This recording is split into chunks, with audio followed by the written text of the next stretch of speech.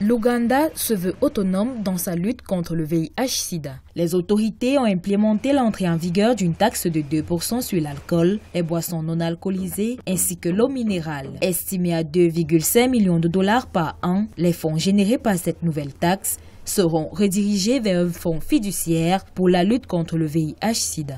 Une stratégie qui permettra de rendre le pays moins tributaire des donateurs étrangers. Nous avons besoin de revenus générés localement pour faire face aux défis du VIH dans le pays. Dans l'éventualité d'une réduction du financement de la communauté internationale, nous pourrions être en mesure de maintenir nos propres interventions. Le pays a besoin de plus de 700 millions de dollars chaque année pour la prévention et le traitement du VIH. Les activistes sont mitigés par rapport à la nouvelle mesure. Certains estiment que le gouvernement doit élargir son budget national pour la santé en accordant la priorité au financement du traitement du VIH. Les pays devraient se tourner vers la mise en place de financements innovants qui leur permettront de mobiliser de nouvelles ressources plus prévisibles, plus équitables et plus pérennes. Des activités telles que le transport aérien, la téléphonie mobile, les transactions financières pourraient être opérées. En Ouganda, au moins 68% du financement du traitement du VIH proviennent